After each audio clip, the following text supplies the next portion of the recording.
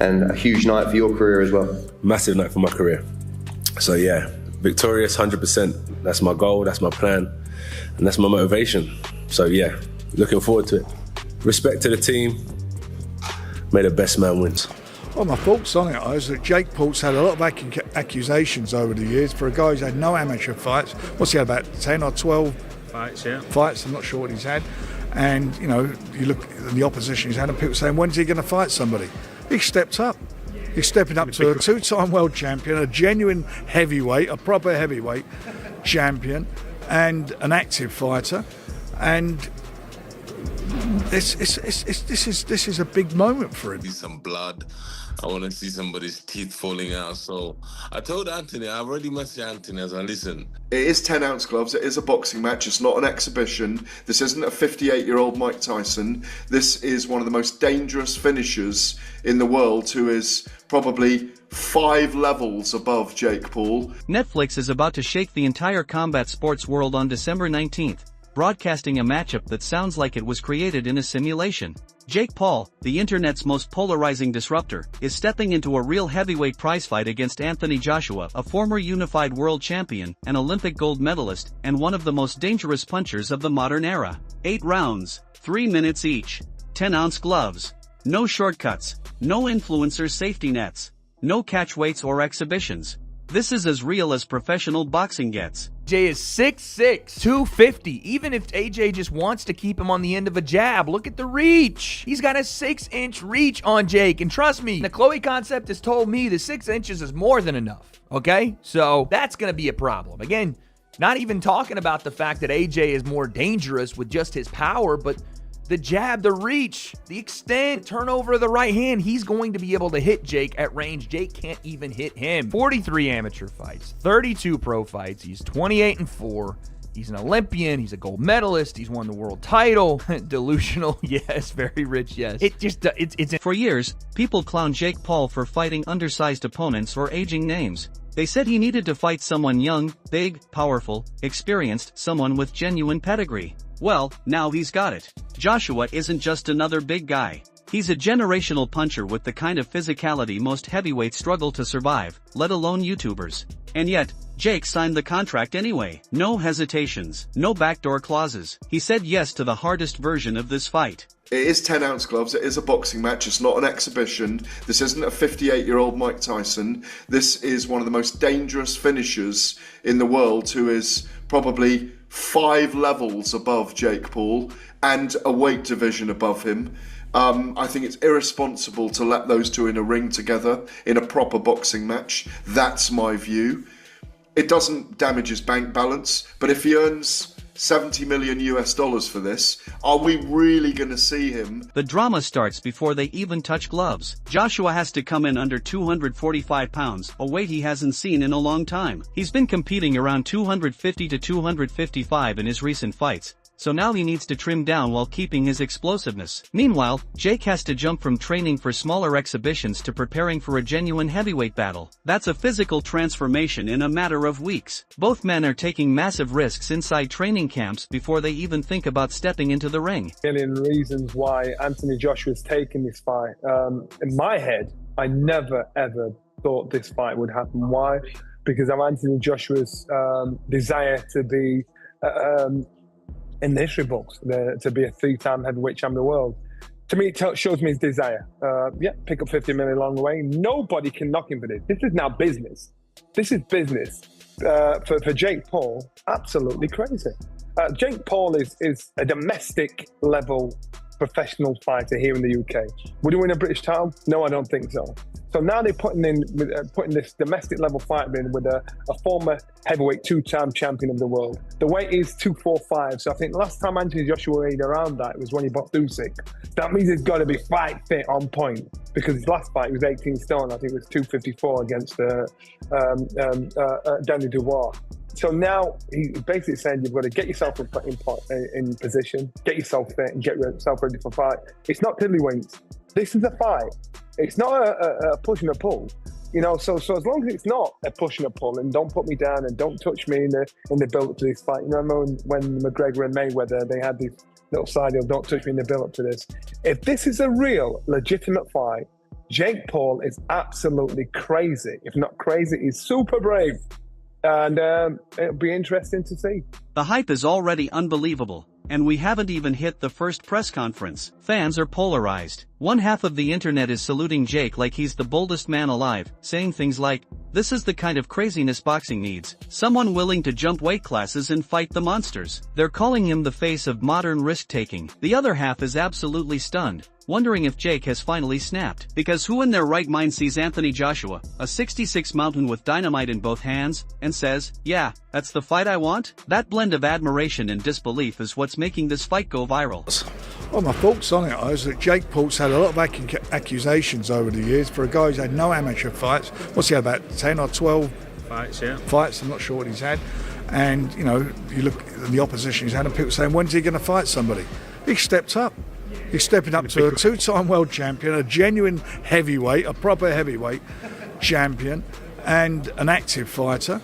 And this is a big moment for him.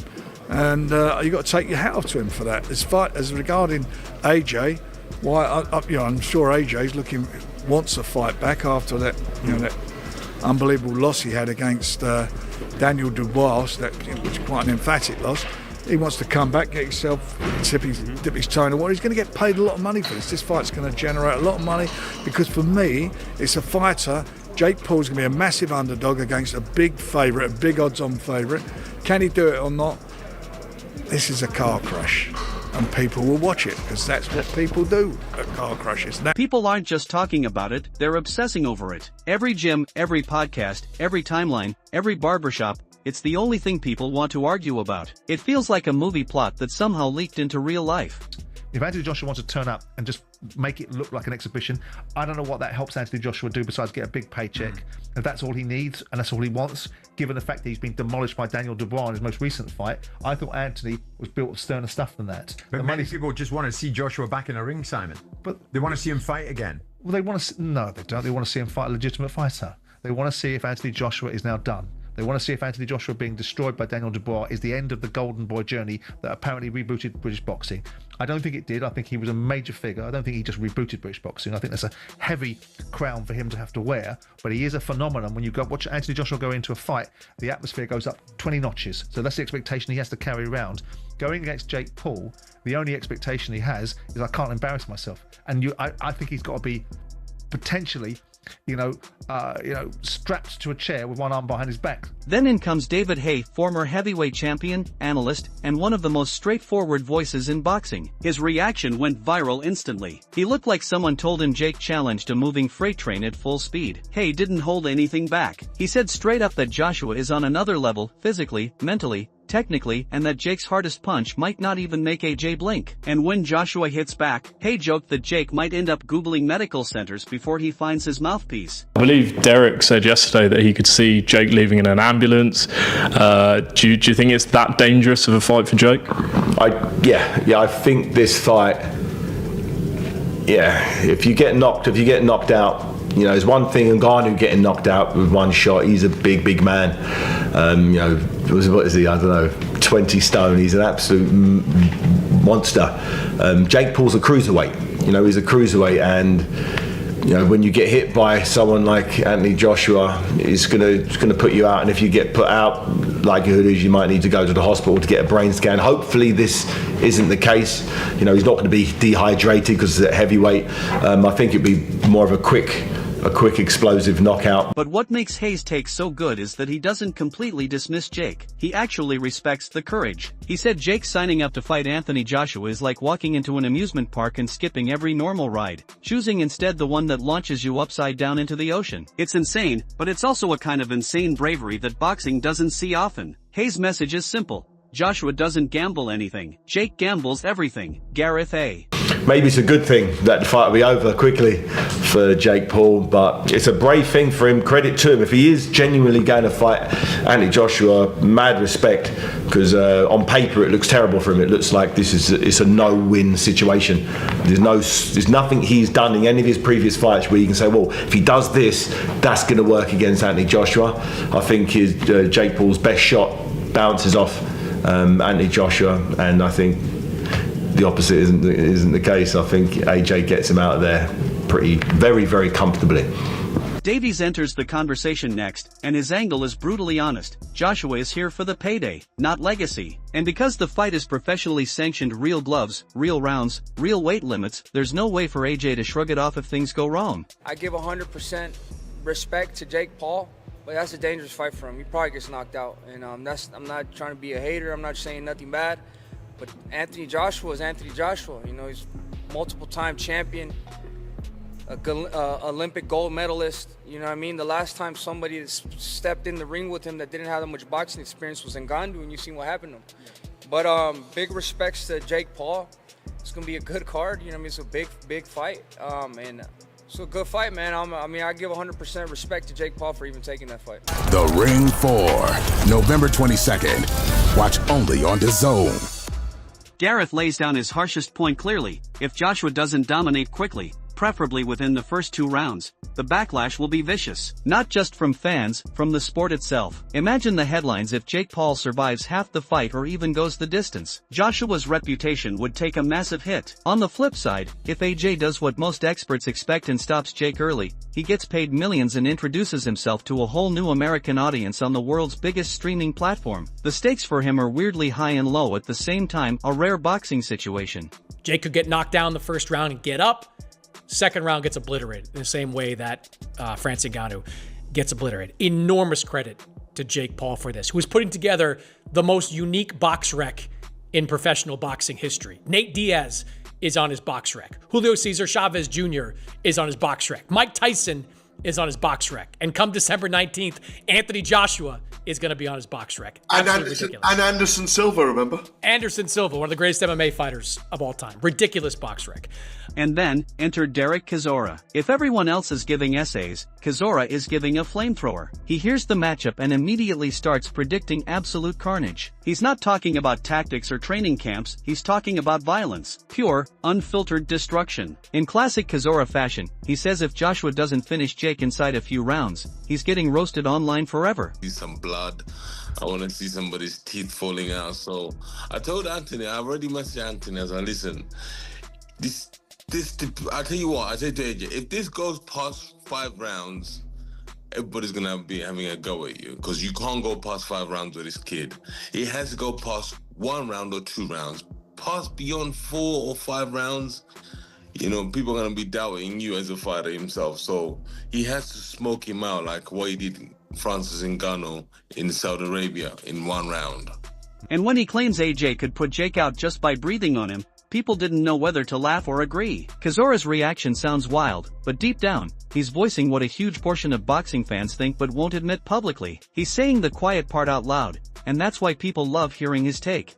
Yeah, and I think you're dead right. Is he worried about that? Is he worried about what happens, you know, if he doesn't see him off in the first round or the second round?